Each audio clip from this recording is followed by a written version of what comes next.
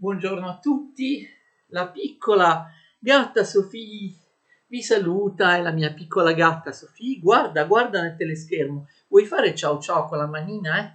Aia, non mordere, aia, che artigli che hai.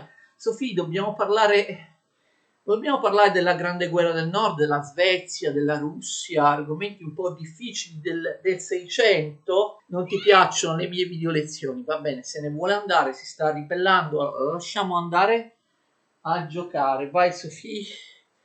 Che artigli che hanno i gatti, poi dicono gatti di compagnia, gatti domestici. La mia è veramente una gatta aggressiva. Dobbiamo parlare, dopo la guerra di successione spagnola, di un'altra guerra delle cosiddette guerre dell'equilibrio del Settecento. La guerra del nord, o meglio la seconda guerra del nord, o meglio ancora la grande guerra del nord, perché se vi ricordate c'era stata una prima guerra del nord, appunto nelle regioni dell'Europa orientale e scandinava, di cui ovviamente abbiamo già parlato nel ciclo di lezioni del 600. Prima di occuparci dell'Europa orientale, però, dobbiamo parlare un attimo della Spagna. Infatti, dopo la guerra di successione spagnola, che ho cercato di spiegare, spero che si sia compreso tutto perché sembrerebbe un po' difficile. La guerra di successione spagnola che ho trattato la scorsa volta, vi è una coda, vi è un appendice a questa guerra. Abbiamo visto che in Spagna arriva un nuovo re e una nuova dinastia, no? Ve lo ricordate? Filippo V, nipote di Luigi XIV di Francia, Filippo V di Borbone. Filippo V sarà, lo sapete, si installa come re di Spagna ufficialmente nel 1701, anche se il suo regno poi sarà contrastato durante la guerra di successione spagnola. Ad un certo punto sarà cacciato dalla Spagna, poi riesce a ritornarvi e quindi comunque ufficialmente dal 1701 al 1746. Abbiamo già detto che durante la guerra di successione spagnola Filippo V riesce ad ottenere più credibilità e più potere rispetto ai suoi predecessori della casata degli Asburgo di Spagna. Riesce, l'abbiamo già visto, a realizzare l'assolutismo in Spagna, a sottomettere dopo secoli l'Aragona, che era comprensiva di Aragona storica, Catalogna e Valenza, e pure l'assolutismo in Spagna.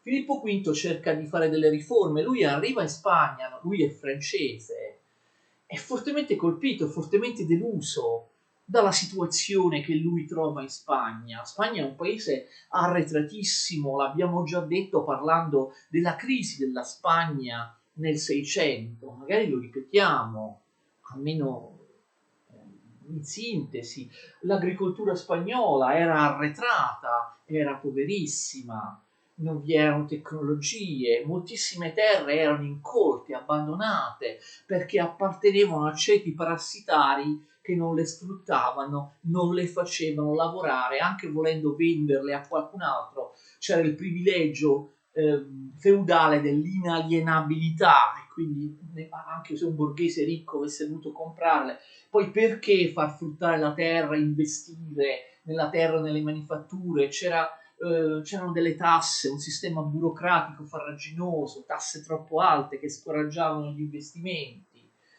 Anche l'allevamento era assolutamente primitivo, era ancora allo stato brado, spesso addirittura transumante.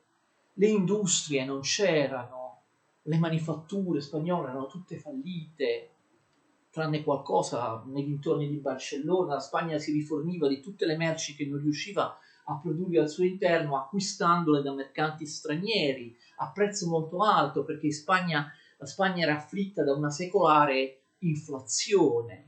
Vi erano ceti parassitari che vivevano di rendita, molto più numerosi rispetto al resto d'Europa. La Spagna era il paese delle monache, si diceva, vi erano almeno un 3% della popolazione, cioè una cifra altissima, costituita da monache, da monaci, da ordini religiosi contemplativi, di clausura, eccetera, del tutto parassitari, così come anche la piccola nobiltà degli hidalgos, ve li ricordate? Gli hidalgos consideravano il lavoro un disonore, erano addirittura il 5% della popolazione totale. Gli hidalgos vivevano ancora in un loro mondo anacronistico, allucinato, in cui contava solo come valore l'onore in guerra, la guerra. Ricordate che un personaggio del genere viene parodiato all'interno dell'opera di Cervantes, no? Don Chisciotte, uno che miserabile come la maggior parte degli hidalgos, pensava ancora alla Reconquista, alla guerra contro gli infedeli, manteneva il suo cavallo, il suo scudo, il suo scudiero, pur essendo poverissimo. Per gli hidalgos l'onore era la cosa più importante, ma ormai l'Europa stava diventando un'Europa borghese, industriale, produttiva di mercanti. In Spagna non c'era niente che facesse, che somigliasse a questo. Vi era l'Inquisizione, tutto era bloccato, anche le nuove idee, la cultura, dall'apparato poliziesco dell'Inquisizione. Potremmo anche continuare. Filippo V arriva dalla Francia, resta costernato, cerca immediatamente di fare delle riforme in Spagna, proprio durante gli anni, i suoi primi anni di regno, quelli in cui si combatte ancora la guerra di successione spagnola. Lui riesce a realizzare qualcosa. Basta, pensate, che arrivi un personale politico nuovo dalla Francia ai vertici del governo della corte spagnola per riattivare un po' l'economia, l'organizzazione della Spagna, che era assolutamente demoralizzata. Quindi Filippo V impone l'assolutismo, riesce a migliorare moltissimo il sistema fiscale, il sistema amministrativo, mette ordine, fa un riordino dei conti pubblici, taglia alcune spese improduttive, si libera di burocrati assolutamente inutili che non facevano niente, quindi un certo impulso economico, certe riforme amministrative le fa, però poi a un certo punto si ferma, non va oltre. Lui avrebbe voluto abolire l'Inquisizione, poi ci rinunciò provvisoriamente durante la guerra perché doveva essere accettato agli spagnoli, però poi non lo fece più. Diciamo che le riforme di Filippo V, per quanto sia strano, si esauriscono soltanto nei suoi primi anni di regno, proprio fino alla fine della guerra, diciamo così. Negli altri 30 anni del suo regno lui non fece più nulla, non fu all'altezza di quello che era riuscito a fare con lo slancio iniziale durante la guerra di successione spagnola, che vi ricordo finisce nel 1714. Forse la Spagna era irriformabile, era un caso perso, un caso disperato. Se non c'è riuscito neanche Filippo V, vuol dire che proprio forse era impossibile, d'accordo? Filippo V poi morì, lasciò il trono, attenzione, a suo figlio Ferdinando VI. Ferdinando VI di Spagna governò dal 1746 al 1759, era proprio un inetto, un idiota, non vorrei usare parole offensive o poco consone, diciamo che era una meba, d'accordo? Era una meba Ferdinando VI, e quindi la Spagna continua nel suo declino senza riprendersi. Dopo Ferdinando VI però arrivò almeno un altro re spagnolo significativo di cui parleremo nel corso delle successive vicende del Settecento. Bisogna dire che Filippo V migliora la Spagna, fa delle migliorie in Spagna anche da un punto di vista militare. Lui trova una flotta assolutamente non adeguata, fa costruire delle armi, cioè comunque rinvigorisce anche l'esercito. Lui aveva una moglie italiana, una seconda moglie che si chiamava Elisabetta Farnese, porta in Spagna i suoi consiglieri che già aveva in Francia, tra cui un cardinale italiano come lei, che si chiama Giulio Alberoni. Giulio Alberoni viene fatto primo ministro da Filippo V, cerca di realizzare tutta una serie di riforme, anche andando contro ai privilegi dei ceti parassitari che vivevano di renta, cerca di far pagare loro le tasse e inoltre come primo ministro cerca di aprire una nuova guerra. Quindi appunto vi dicevo che la guerra di successione spagnola ha una coda, un appendice, per quanto breve e fallimentare, che non ho potuto riferire la lezione scorsa, in coda appunto alla guerra di successione spagnola, perché la lezione già risultava a un certo punto troppo lunga. La Spagna vuole una rivincita, vuole riprendersi almeno alcuni dei possedimenti persi nella guerra di successione spagnola appena conclusa. Quindi nel 1717 la Spagna attacca, vuole riaprire una guerra europea e ha inizialmente successo, riesce a occupare molto velocemente la Sardegna austriaca e la Sicilia savoiarda. Ricordate che la Sicilia non era stata data all'Austria, ma era stata data ai Savoia, mentre il regno di Napoli era andato all'Austria, si era fatto in modo da staccare il regno di Napoli dal regno di Sicilia. Ricordate che proprio per questo motivo l'Asburgo d'Austria, Carlo VI, che già era rimasto molto deluso da non aver ottenuto il trono di Spagna, aveva protestato, non gli era stata data neanche la Sicilia, d'accordo? Carlo VI poi era un personaggio particolare, pensate che Carlo VI d'Austria non si rassegnò mai al fatto di non aver ottenuto la Spagna, di averla dovuto lasciare a Filippo V. Pensate che continuò a firmarsi Carlo III per molto tempo, perché lui come re di Spagna, come Asburgo d'Austria, Carlo VI, come re di Spagna sarebbe stato Carlo III come numerale. Allora continuò a firmare i suoi dispacci come Carlo III, ma addirittura, questa è la cosa assurda, continuava a mandare i suoi dispacci scritti in spagnolo, in castigliano, magari da Vienna fino a Milano, oppure da Vienna fino ad Anversa. Lo spagnolo nel Belgio, nello spagnolo non c'entra assolutamente niente. Lui si considerava comunque re di Spagna defraudato, continuava a scrivere in spagnolo, una cosa piuttosto assurda. Quindi Carlo VI, che avrebbe dovuto essere, non sarà mai Carlo III di Spagna, l'Asburgo d'Austria, aveva proprio il dente avvelenato, d'accordo? E che cosa succede?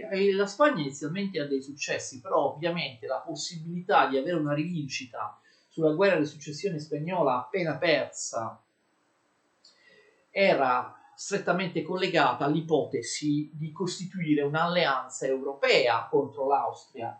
Alberoni e il suo re Filippo V di Spagna speravano che l'Inghilterra e la Francia almeno si schierassero con lui contro l'Austria, ma i paesi europei che già avevano sofferto e speso tanto denaro per la guerra di successione spagnola non volevano affatto riaprire una guerra generale europea. Quindi la Spagna di Filippo V e di Alberoni si trovò senza alleati, l'Inghilterra disse no, assolutamente no, restituisci la Sardegna e la Sicilia ai loro legittimi proprietari, la Francia neanche aiutò la Spagna, poi singolare, la Francia aveva fatto di tutto, anni e anni di guerra, per piazzare, no, un proprio uomo, il nipote del re Luigi XIV, per piazzare un proprio principe sul regno di Spagna. Poi alla prima occasione la Francia non aiuta la Spagna. Cioè, voglio dire, hai fatto di tutto per mettere un Borbone, un nipote del re sul trono di Spagna, però poi tu, re di Francia, alla prima occasione in cui la Spagna potrebbe rinforzarsi contro l'Austria, non la aiuti, d'accordo? Allora, che cosa l'hai fatto diventare a fare, re di Spagna? Filippo V, vabbè, questo naturalmente è una battuta. E quindi nel 1719 Alberoni deve dimettersi da tutti i suoi incarichi, anche le sue riforme finanziarie falliscono di fronte all'opposizione dei ceti privilegiati e niente, c'è un nulla di fatto, la Spagna non recupera nessun territorio. Non è precisamente un nulla di fatto, perché che succede? L'attacco spagnolo non fece altro paradossalmente che rafforzare l'Austria. L'Austria mostrò a tutta Europa quello che Carlo VI già aveva detto da tempo, cioè che il Ducato di Savoia non era minimamente in grado di gestire la Sicilia, di difenderla. La Sicilia era troppo lontana dai Savoia, i Savoia non avevano una flotta potente. E infatti era stato dimostrato dal fatto che la Spagna aveva invaso la Sicilia e i Savoia non riuscirono a difenderla in alcun modo. Quindi Carlo VI ottenne, capite, uno scambio a lui favorevole. La Sicilia, che era stata data ai Savoia con la pace dopo la guerra di successione spagnola, la Sicilia va all'Austria e l'Austria in cambio dà ai Savoia la molto più povera e meno importante Sardegna. Capite? C'è uno scambio. Sicilia, che apparteneva ai Savoia, va all'Austria. Sardegna, che apparteneva all'Austria, va come contentino ai Savoia. I Savoia si devono accontentare. La Sardegna, molto meno importante della Sicilia, tuttavia hanno un altro contentino. Nel 1720 il Ducato di Savoia viene promosso al regno, è un contentino, invece di essere duca sei re. Il duca Vittorio Amedeo II di Savoia diventa re. Attenzione, non di Savoia, ma re di Sardegna, perché per farlo diventare re e non più duca, la Savoia era un ducato, fu necessario elevare artificiosamente la Sardegna a regno, mentre prima non lo era. Per questo lui assume il titolo ufficiale, attenzione che è importante, di re di Sardegna. Capite perché? Di solito un sovrano viene nominato con il titolo più importante. Di solito il Ducato di Savoia o da adesso in poi il Regno di Sardegna viene chiamato anche Piemonte, perché Piemonte è la regione più importante, la capitale è Torino. Però capite, Torino era solo una contea, Savoia era un ducato. Uno dei possedimenti dei Savoia, della dinastia Savoia, era la Sardegna che era stata appena trasformata in un regno. Per questo da questo momento in poi si chiamano re di Sardegna, regno di Sardegna, perché l'unico tra i loro possedimenti che è un regno è la Sardegna e quindi ogni sovrano si fa chiamare in base a quello che è il possedimento più importante. La capitale è Torino, usualmente vengono chiamati Piemonte, piemontesi, però capite il titolo ufficiale è Regno di Sardegna. Questo è importante perché come sapete resteranno Regno di Sardegna fino all'unità d'Italia. Chi farà l'unità d'Italia è i piemontesi, ma ufficialmente quello si chiama Regno di Sardegna, d'accordo? Quindi questo diciamo per quello che succede dopo, diciamo la coda della guerra di successione spagnola. Parliamo davvero della guerra, o almeno dei prodromi, della guerra del nord, detta anche grande guerra del nord o seconda guerra del nord. Riguarda la Svezia. La Svezia era diventata potentissima, aveva costituito un impero navale sul Mar Baltico, aveva l'egemonia del Mar Baltico, possedeva molti territori, anche territori tedeschi, territori che la Russia rivendicava per sé, territori danesi, quindi insomma aveva stravinto, ricordate, la prima guerra del nord. Vedremo meglio poi quali sono i territori che la Svezia possiede sul Mar Baltico, in Germania e dappertutto, nel Golfo di Finlandia e così via. Prima però dobbiamo vedere che cosa succede in Russia, perché la guerra del nord sarà combattuta da un importantissimo sovrano svedese, Carlo XII, contro la Danimarca, contro la Polonia, ma anche contro la Russia. La Russia era un paese arretrato, ve lo ricordate, non sembrava poter mettere in discussione il predominio svedese nel Mar Baltico.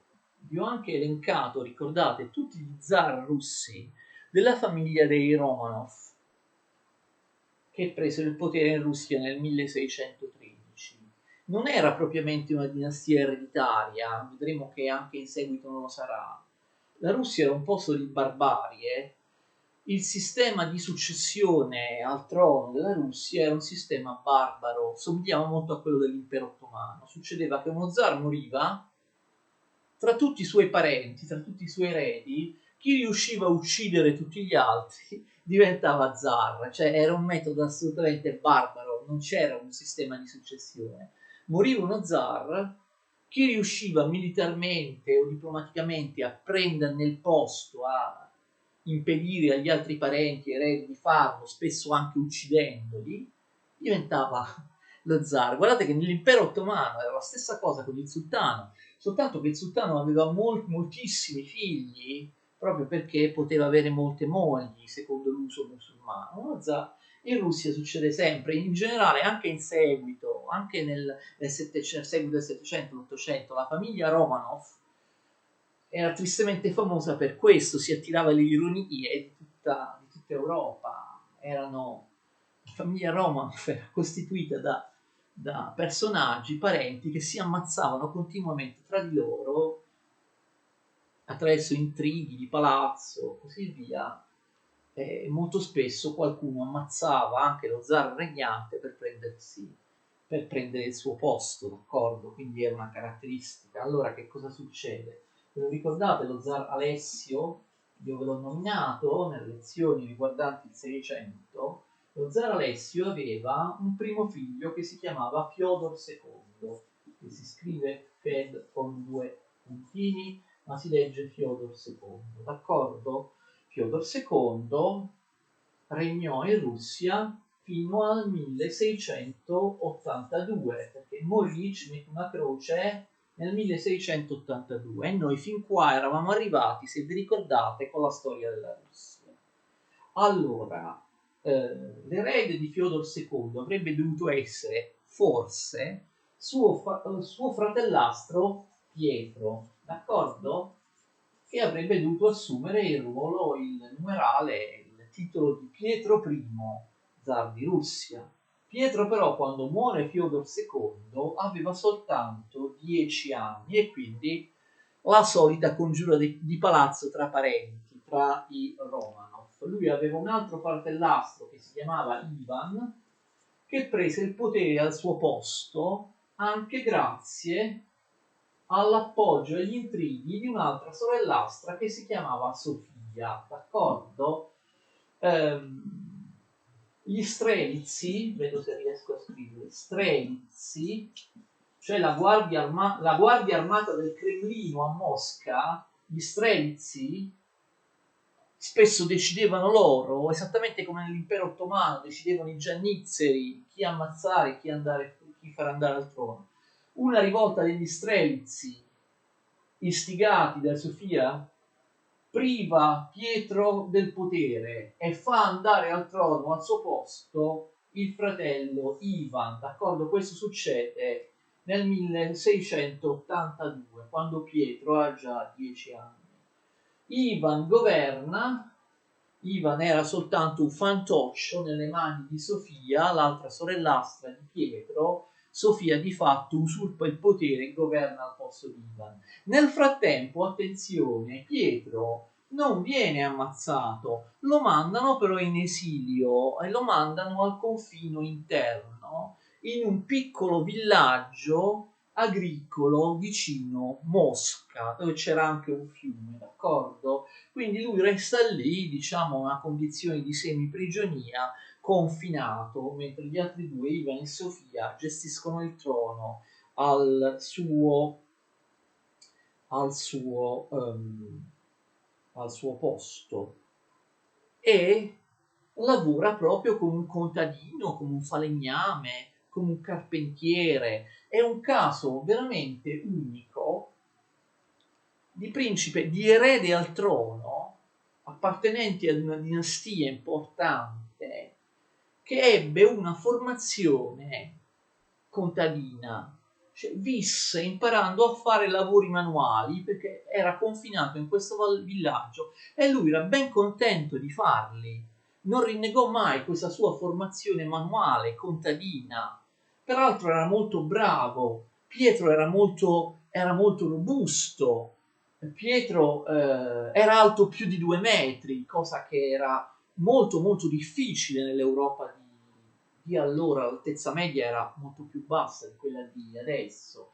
Diventa un esperto falegname, diventa un esperto carpentiere, è molto bravo nel costruire modellini di navi, sogna di costruire una flotta, di costruire delle armi, cioè ha un'abilità proprio costruttiva, manuale, tecnica, che lui non rinnegherà mai e che anzi dirà essere stata la sua fortuna, questo tipo di formazione. Lui vive in questo villaggio a contatto di gente semplice, di poveri analfabeti contadini, che lui non dimenticherà mai e che poi in seguito nobiliterà o comunque aiuterà in vari modi. Nel 1689 Pietro riesce a prendere il potere eliminando Ivan e Sofia. Quindi da quel momento, 1689, lui è lo zar di Russia, col nome di Pietro I, d'accordo? Regnerà dal 1689, attenzione, fino al 1725. Quindi durante tutto il periodo della Grande Guerra del Nord che vedremo in seguito, Grande Guerra del Nord che dura dal 1700 al 1721. Uno dei principali antagonisti, vedremo, di Carlo XII re di Svezia sarà Pietro I, zar di Russia. Infatti parliamo di lui per poi parlare della guerra del Nord. Parliamo prima della situazione della Russia e dello zar di Russia, che saranno uno dei protagonisti della grande guerra del Nord. Lui è frustrato come zar. La Russia, l'abbiamo detto tante volte in passato, era un paese molto molto arretrato, poverissimo, non aveva nessun tipo di industria paragonabile a quelle dell'Europa occidentale. C'erano le miniere di ferro negli Urali, ma non c'era la tecnologia estrattiva mineraria per tirar fuori questo ferro.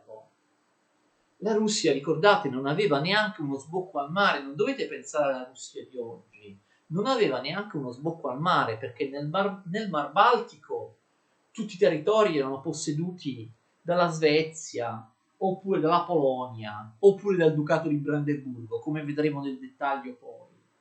Mentre invece la Russia non arrivava neanche al Mar Nero. Il Mar Nero poteva mettere in comunicazione ovviamente le navi russe con il Mediterraneo, perché nel Mar Nero, ve lo ricordate il canato dei Tatari di Crimea? L'ho detto più volte, l'ho nominato più volte nel 600. C'era il canato, il Khan, era l'ultima sopravvivenza anche a livello linguistico del disciolto e frazionato impero dei Mongoli intrapreso da Gengis Khan. Il Kanato tataro, cioè dei Tatari, i turco-mongoli, i Tatari, il Kanato tataro di Crimea, che possedeva la costa sul Mar Nero e impediva alla Russia di arrivare sul Mar Nero, d'accordo? Il Kanato tataro di Crimea, come ho detto più volte in passato e lo ripeto, era uno stato vassallo dell'impero ottomano, quindi in realtà lì c'era la potenza enorme dell'impero ottomano, e quindi la Russia non aveva alcun tipo di sbocco al mare. Vi ricordate che nelle fantasie adolescenziali di Pietro disegnava una grande flotta, faceva i modellini delle navi. Lui costruisce una grande flotta, ma non ha un mare. Nel 1695 questo avviene. Allora c'ha un fiume, ci sono grandi fiumi navigabili in Russia. Lui questa flotta la situa sul Don, sul fiume Don. Forse sapete o forse no che il Don finisce nel Mar Nero, quindi lui con questa flotta fluviale in navi da guerra attacca il Kanato tataro di Crimea per avere uno sbocco sul Mar Nero. Come abbiamo già detto in una lezione precedente, la Russia di Pietro il Grande, conquista Azov, la fortezza di Azov sul Mar Nero, Pietro il Grande si illude di aver avuto un accesso stabile sul Mar Nero. Scusate, Pietro I, dirò poi perché diventa Pietro I il Grande. Perché, come ho già detto nella lezione precedente, successivamente gli ottomani e il Khanato tataro di Crimea riconquistano Azov e quindi niente, è stata solo un'illusione quella di aver conquistato un porto, un accesso stabile al Mar Nero. Pietro I è molto intelligente, capisce che la Russia non riuscirà mai ad emergere come grande potenza, a conquistare un accesso al mare e così via, se continua a restare nella situazione di arretratezza in cui si trova.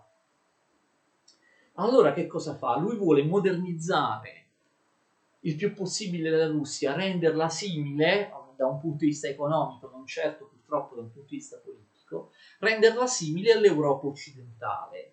Per capire come fare, lui fa un viaggio nel 1697-1698, lui fa un lungo viaggio in Europa centrale e occidentale, nella parte nord dell'Europa, visita le città tedesche sul mare settentrionali, quelle sul Mar Baltico, sul mare del Nord, che gli piacciono moltissimo, visita l'Olanda, visita l'Inghilterra e quindi vede e apprende, visita i cantieri navali, le industrie di armi, visita anche la zecca e la borsa di Londra, d'accordo? Le miniere.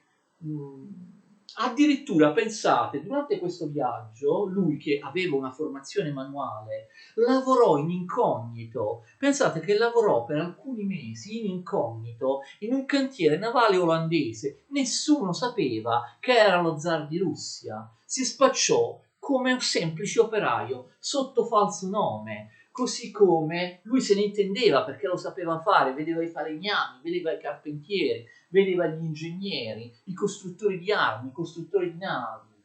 Impara tutto, sperimenta anche personalmente tutto, se ne torna in Russia portandosi dietro centinaia e centinaia di tecnici, di ingegneri, di scienziati occidentali, ovviamente lautamente pagati da lui, soprattutto tedeschi e olandesi. Anche si porta anche degli artisti, anche italiani, francesi, degli architetti, così via. E grazie al loro aiuto inizia a modernizzare la Russia in maniera forzata. Pietro I vuole che in pochi anni la Russia arrivi agli standard dell'Europa occidentale. Nel 1700 inizia questa bestiale modernizzazione della Russia. Le tasse gravano sui contadini, ricordate i contadini schiavi massacrati senza dignità purtroppo in Russia, milioni e milioni di contadini sono costretti da Pietro a trasformarsi da manodopera rurale a manodopera industriale. Devono lavorare come schiavi in condizioni infernali per mettere su tutte le industrie che la Russia non aveva. Si tratta di una modernizzazione e di un'occidentalizzazione forzata che fecero sì che in pochi anni la Russia diventasse un paese moderno, certo un'industrializzazione limitata soltanto ad alcune zone, un'industrializzazione che non si basava sull'esistenza di un ceto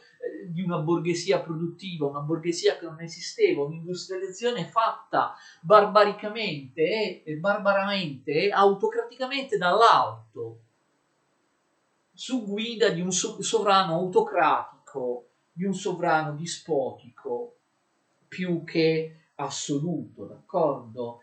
In questo modo vengono aperti cantieri navali di prim'ordine, industrie di armi, industrie pesanti di vario tipo, industrie del ferro, vengono aperte le miniere negli Urali che appunto prendono il ferro dal sottosuolo e tante altre attività. La modernizzazione e l'occidentalizzazione è forzata da parte di Pietro I, che per quello che realizzerà dopo verrà ricordato per sempre come Pietro il Grande, Pietro I il Grande.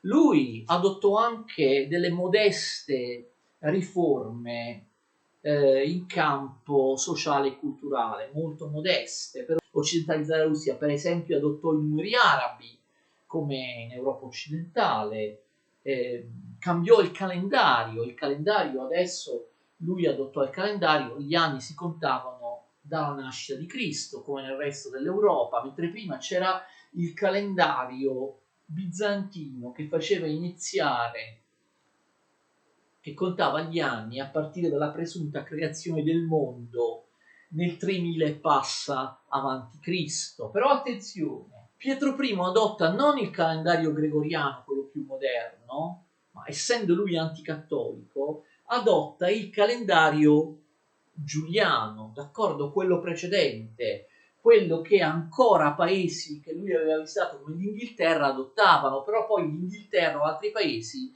nel corso del Settecento adottarono anche loro il calendario gregoriano, invece la Russia rimase fino al 1917 con il calendario giuliano, quindi con 11 giorni indietro rispetto alla data di tutto il resto d'Europa, che poi diventano 12, che poi diventano 13, quindi i calendari non collimavano. Questo è il motivo per cui la famosa rivoluzione d'ottobre bolscevica di Lenin in realtà è avvenuta il 5 novembre, secondo il nostro calendario. Poi furono gli stessi bolscevichi e Lenin a sanare il calendario, a renderlo gregoriano come noi. Comunque è un calendario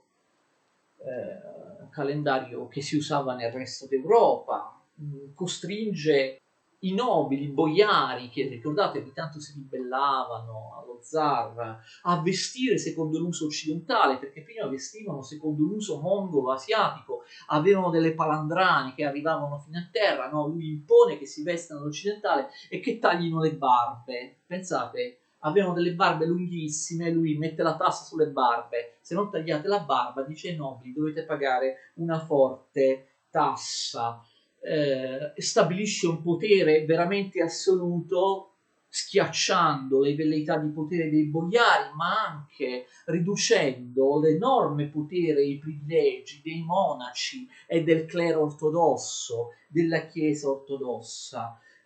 Ovviamente queste misure di riforme sociali e culturali sono molto molto scarse. Pietro non fece nessuna riforma, non dico nei confronti delle classi popolari, perché è quasi scontato che non l'abbia fatto, i contadini restano schiavi, ma proprio nessuna riforma proprio nel senso dei diritti civili, delle libertà dell'individuo, assolutamente niente. Non è che istituisce un Parlamento o qualcosa del genere. La Russia resta sempre un paese autocratico con uno zar che ha un potere assoluto. Tuttavia lui da un punto di vista economico la modernizza.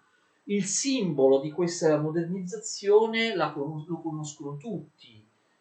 La costruzione di una nuova capitale, Pietroburgo, che ancora esiste, città visitata dai turisti, città di interesse straordinario. Lui costruisce dal nulla, utilizzando appunto il lavoro di contadini schiavi che vengono fatti lavorare in condizioni infernali come schiavi. Lui realizza in pochi anni un'immensa città sul Mar Baltico, alle foci del fiume Neva, che si scrive Neva e si pronuncia Nieva, in un territorio, attenzione, che era di sovranità svedese, quindi non avrebbe neppure potuto farlo. Vi ricordate che la Russia fino allora non aveva alcuno sbocco sul Mar Baltico. Pietroburgo, lui la chiama Pietroburgo e non Pietrogrado, città in russo si dice Grad, città di Pietro, invece in tedesco si dice Burg. Lui la chiama Pietroburgo e non Pietrogrado, chiamandola con nome tedesco, perché lui ammirava le città, come ho detto, nordiche della Germania. Infatti Pietroburgo, tutti sanno quando la visitano, si dice una città europea costruita in uno stile diverso dalle solite città russe, diversa da Mosca, è vero. È una città costruita come le città nordiche, olandesi e tedesche che lui aveva visitato, e quindi le dà anche un nome tedesco. Una città splendida, una nuova capitale dove Pietro e la corte si trasferiscono nel 1718.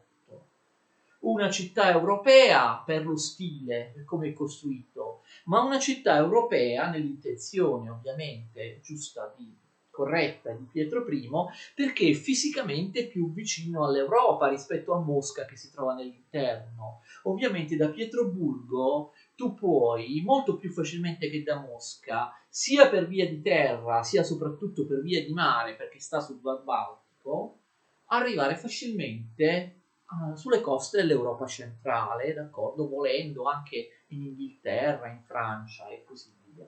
Quindi queste sono riforme di Pietro il Grande. La prossima volta andiamo a vedere la grande guerra del nord. Io ho fatto una cartina che devo un attimo aggiustare perché si è un po' rovinata, non so se sia comprensibile, una cartina molto molto stilizzata della situazione del Mar Baltico, dell'Europa orientale allo scoppio della grande guerra del nord, che vede la Svezia in posizione dominante sul Mar Baltico e tutti gli altri avversari della Svezia visualizzati con i rispettivi territori in possesso della Svezia e degli altri.